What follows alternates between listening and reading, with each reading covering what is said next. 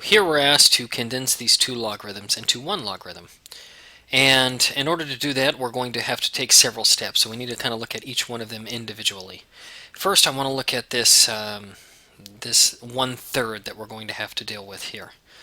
Now, our rule on this one says that if we have whatever this is out in front of the log, can be used as the exponent. And basically, let's kind of look at an example here. If I have this one, I take the 6 out front, and that 6 moves around to become the exponent of the u. In other words, it should look like this. Okay, we lose the 6 out front and it becomes the exponent of the u. So I'm going to do that on this one here. This 1/3 will become the exponent of this x. It will be x to the 1/3 power. Also, you'll notice that I have a 2 here. This 2 is also going to need to be moved to the exponent of my z. So here's kind of what it should look like. Okay, and all we really did is move that 1/3 to the exponent here. And that 2 there we moved to the exponent as well. Okay, now that we have that, let's look at this. This 1/3 exponent. Remember that an exponent of 1/3 can be written as a radical. Okay, and if we simplify it a little bit further, if you will, we'll move it into the radical form.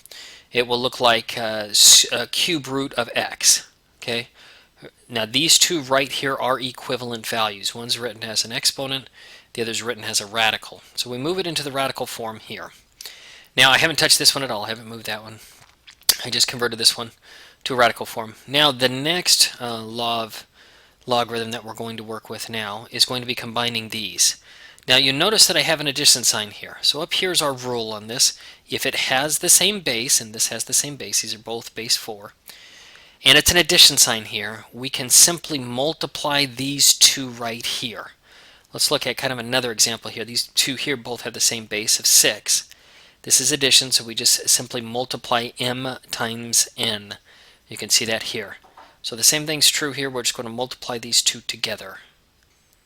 So when I multiply those two together, it's just going to be z squared times the cube root of x. Now, we typically always write the radicals at the very end. That's why the x is coming afterward here. But this is z squared times the cube root of x. And that would be your answer on this one.